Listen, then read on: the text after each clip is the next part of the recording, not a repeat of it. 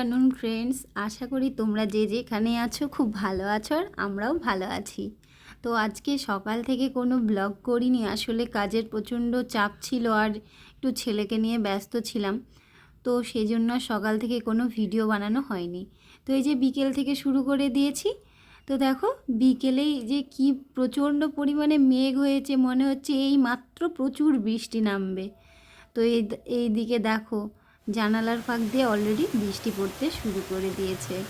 তো প্রচণ্ড পরিমাণে বৃষ্টি হচ্ছে, ঝমঝম করে শব্দ নিশ্চয়ই শুনতেই পাচ্ছ। তো চলো আজকের ভিডিওটা যদি আমার ভালো লাগে তো একটু লাইক, কমেন্ট ও চ্যানেলটা সাবস্ক্রাইব করে দিও অবশ্যই। আর দেখতে থাকো আমার ব্লগটা কেমন হয়। তো এইদিকে দেখো প্রচণ্ড পরিমাণে বৃষ্টি, ঝমঝম ঝমঝম শব্দ হচ্ছে আর আকাশে পুরো মেঘ করে আছে। আর এত সুন্দর লাগে না এই বৃষ্টির শব্দটা, সত্যিই খুব সুন্দর লাগে।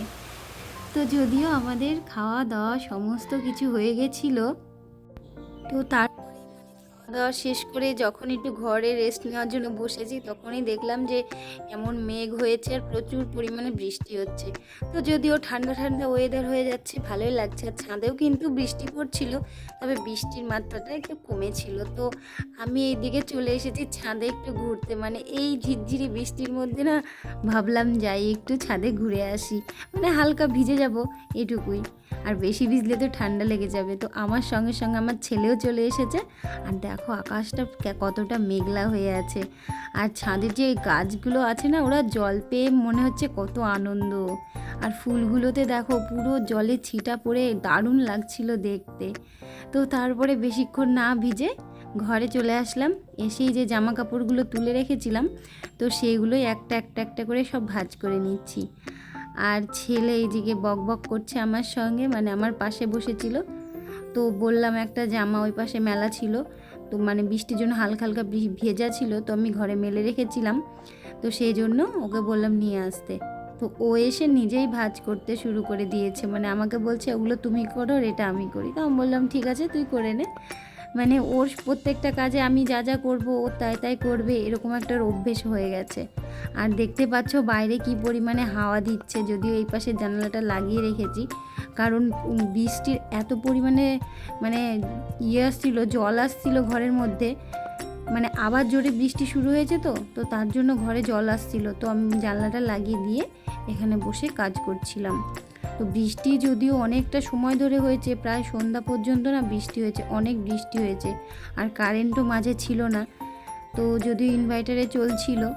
তো এদিকে মানে ছেলের পড়াও আছে, তো তার জন্য না আরও তাড়াতাড়ি করছে। এই বৃষ্টির মধ্যে ওর ম্যামের পড়া আছে, কখন আসবে, মনে হয় আজকে একটু লেট হবে পড়াতে আসতে, যেহেতু বাইরে খুব বৃষ্টি হচ্ছে। আর 6টার দিকে ওর পড়া। তো চলো দেখা যাক কতদূর কি হয়। তো এইদিকে জামা কাপড়গুলো আমার প্রায় ভাঁজ হয়ে গেছে, এখন আমি গুছিয়ে একটা একটা জায়গায় করে রেখে দেবো। মানে এইটা যতবারই ভাঁজ করছি ভাঁজটা উল্টে যাচ্ছে। তো এইদিকে ঠিকঠাক করে ভাঁজ টাজ করে নিয়ে এখন এই যে এগুলো আলমারিতে রেখে দেব। তো তারপরে কি বলো তো, যে আলমারিতে জামাগুলো রেখে দিলাম, আর বাদ বাকি নাইটি এগুলো সব আমি কিন্তু যেটা যেখানে রাখার আনলাতে, তারপরে জিশানের র্যাকে সব কিছু আমি রেখে দেবো। তো জিশানও এদিকে গল্প করছিল আমার সঙ্গে। তো চলো সব কিছু রেখে দিই। আর এদিকে চলে এসেছি রান্নাঘরে। এসে যে জিমি যে সন্ধ্যাবেলার যে খাবারটা খাবে, তো সেটা এদিকে ভিজিয়ে আমি রেখে দিচ্ছি, কারণ ওর একটু পরে খিদে পেয়ে যাবে আর ও খেতেও চলে আসবে। আর তারপরে এই যে ছেলের জন্য দুধটাও জাল দিয়ে নিচ্ছি। আর যেহেতু ছেলের পড়া আছে বললাম, ছেলেকে খেতে দিতে হবে। আর এইদিকে দেখো এখনও পর্যন্ত মানে ঝিরঝির করে বৃষ্টি পড়ছে আর খুব সুন্দর ঠান্ডা হাওয়া দিচ্ছিল, কিন্তু দারুণ লাগছিল। হাওয়াটা সত্যিই খুব সুন্দর ছিল। আর এই যে সন্ধ্যা সন্ধ্যা হয়ে এসেছে, তো সেই জন্য আরও তাড়াতাড়ি কাজ করে নিচ্ছি। তো এইদিকে দুধটা জাল হয়ে গেছে আর এখন বসিয়ে দিচ্ছি চা। তো চাটা হয়ে গেলেই কিন্তু আমার সন্ধ্যার যে ডিউটি সেটা হয়ে যাবে। আর যেহেতু একটু আমার প্রবলেম, তার জন্য না আমি এই কটা দিন সন্ধ্যা বা পুজো কোনো কিছুই দিচ্ছি না। আমি ঠিক আবার একদিন পর দিয়ে নেব, তো তখন অবশ্যই তোমাদেরকে দেখাবো।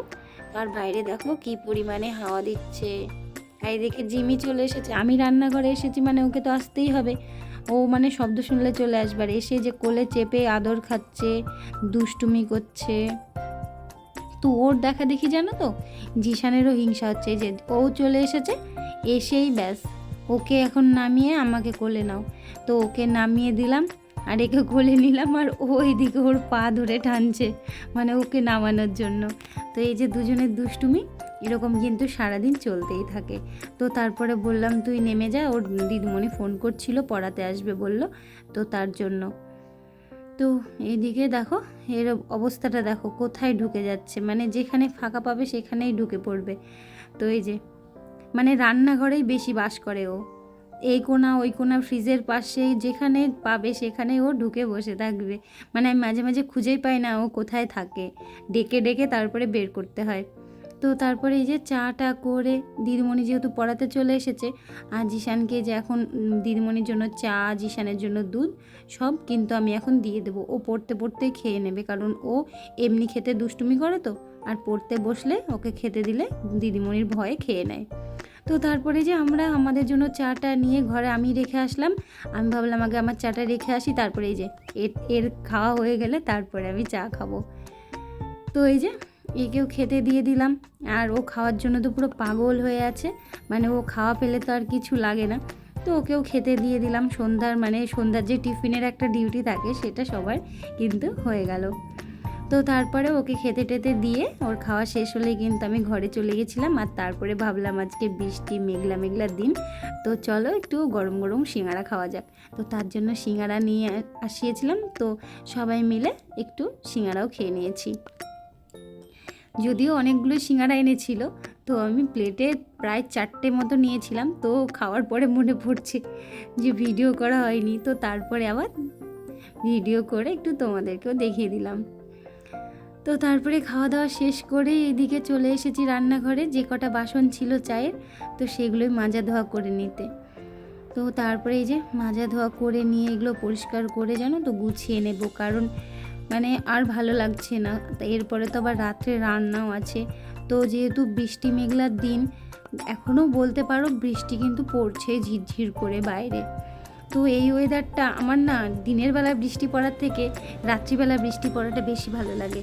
মনে হয় রাত্রিবেলাতে তো আর সেরকম কোনো বাইরের কাজ থাকে না, তো সেই জন্য বৃষ্টিটা পড়লে ঘরের কাজ করতেও ভালো লাগে, আর ঠান্ডা ঠান্ডা ওয়েদার থাকে, আর ঘুমটাও কিন্তু খুব সুন্দর হয়। যদিও আজকে এত সুন্দর ঠান্ডা পড়েছে আর কোনো এসি টেসি চালানো লাগবে না, তো এই যে একটু ফ্যান চালালেই কিন্তু হেভি সুন্দর ঠান্ডা লাগবে। তো তারপরে এইদিকে দেখো সমস্ত বাসনগুলো সব আমি ধুয়ে নিচ্ছি, আর ধুয়ে টুয়ে রেখে দেব। তো আজকে যেহেতু বৃষ্টি মেঘলার দিন আগেই বললাম, তো তার জন্য না ও বললো একটু খিচুড়ি রান্না করতে রাত্রিবেলাতে। দুপুরে যেহেতু একটু ডাল বাঁধাকপির তরকারি করেছিলাম, মানে বেশি কিছু না, আমি ওই 3-4 রকমের রান্না করি ব্যাস, তো সেগুলোই করেছিলাম। তো তারপরে ওগুলো তো দুপুরে খাওয়া হয়ে গেছে, আর বাদ বাকি শুধু তরকারিটাই আছে, আর ভাত একটু আছে, তো জিশানকে খাইয়ে দেবো। ও যেহেতু খিচুড়ি খেতে ভালোবাসে না, তো ওর বাবা বললো তাহলে আমাদের জন্য খিচুড়ি করো, তো রাত্রিবেলাতে কিন্তু সেটাই করব।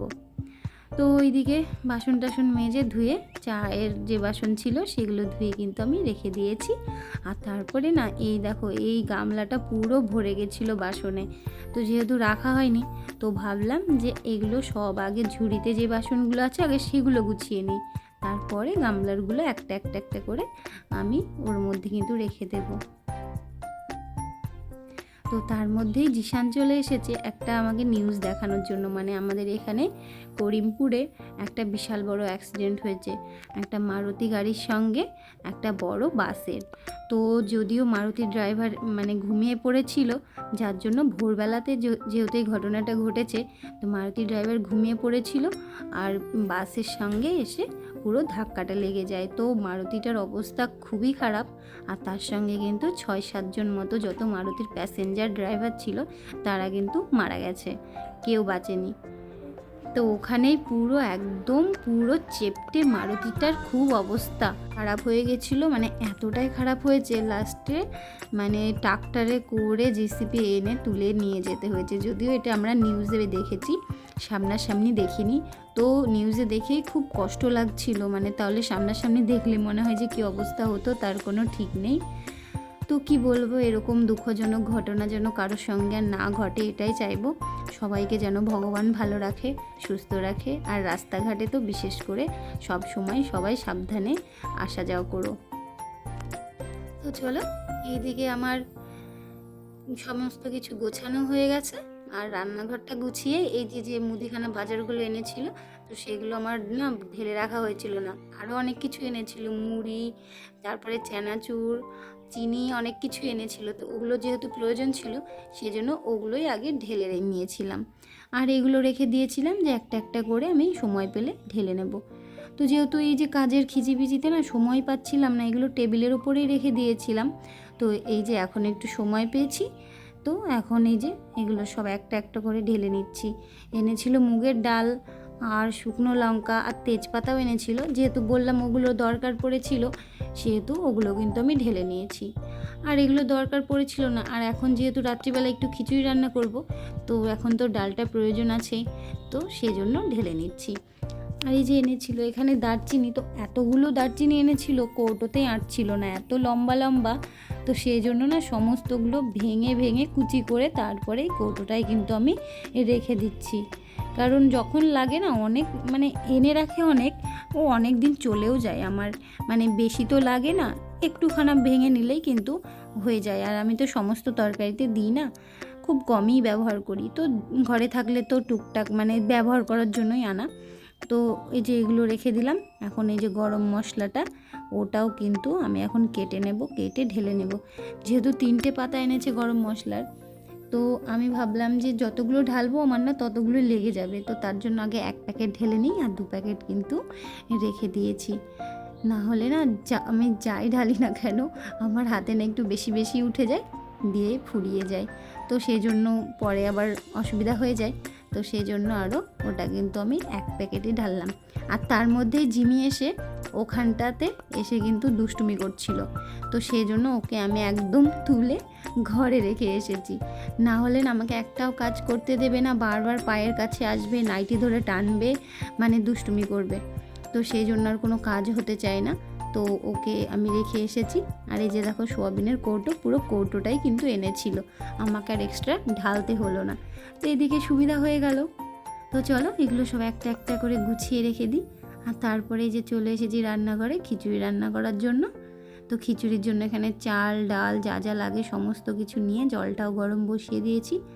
আর তারপরে এই যে চালটা আগে যেহেতু ভিজিয়ে রেখেছিলাম, তো সুবিধা হয়ে যাবে। আর করছি আজকে আতপ চালের খিচুড়ি।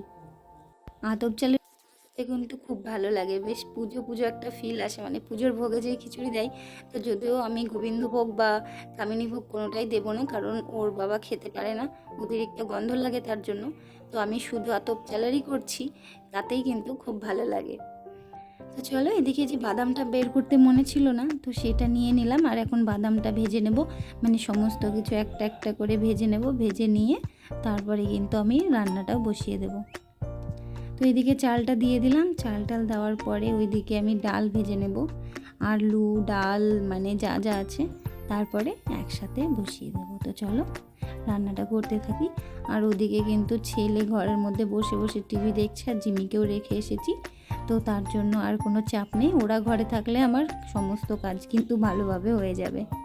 আর দেখতে পাচ্ছ অনেকটা রাতও হয়ে গেছে, আর বৃষ্টির দিন তো মানে সন্ধ্যাতেও মনে হয় যেন রাত হয়ে গেছে। তো সেই জন্য রাতটা যেন অনেকই রাত লাগছে, আর চারিদিক পুরো স্তব্ধ হয়ে আছে, সবাই মনে হয় সবার মতো ঘুমিয়ে গেছে। তো এইদিকে আমি এখন ডালটা ভেজে নিচ্ছি, ডালটা ভেজেও দিয়ে দেব।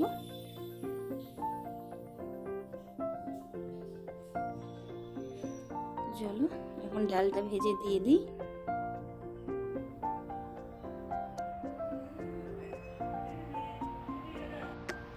আর আমি এখন ভয়েস দিচ্ছি, আর বাইরে কিন্তু জিমির সঙ্গে ওরা খেলা করছে, তার জন্যই কিন্তু সাউন্ডটা আসছে, তো তোমরা কিছু মনে করো না। তো চলো এইদিকে আমি রান্নাটাও করে নিচ্ছি।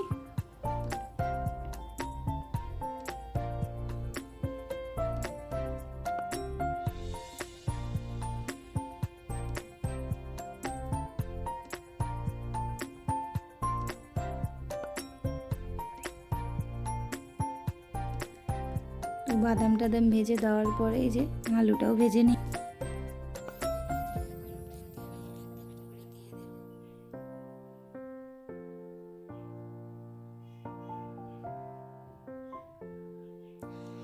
আর আগের ভিডিওতে যেসব দিদিভাইরা তোমরা কমেন্ট করেছো, তো তোমাদেরকে অনেক অনেক ধন্যবাদ, অনেক ভালোবাসা। সবার নাম আজকে বলতে পারলাম না, তার জন্য। তো তোমরাও আমার পাশে থেকো এইভাবে, আর আমিও সবার পাশে থাকবো। তো এরকমভাবেই কিন্তু সবাই আমার ভিডিওটি দেখো, আর যদি ভালো লাগে তো অবশ্যই কিন্তু আমাকে জানাতে ভুলো না। তো এদিকে দেখো আমার রান্না করতে করতে কৌটোতে দেখলাম জিরে গুঁড়ো শেষ হয়ে গেছে, তো একটু জিরেটা আমি হালকা করে ভেজে নিয়ে এই যে পাটা নোড়াটাই কিন্তু আমি এখন বেটে নেব। তো এদিকে করব আলু ভাজা খিচুড়ির সঙ্গে, তো তার জন্য আলুটাও কেটে নিয়েছি আর জিরে গুঁড়োটাও হয়ে গেছে। আর এদিকে দেখো খিচুড়িটাও হয়ে গেছে, আলু ভাজাটাও কিন্তু হয়ে এসেছে।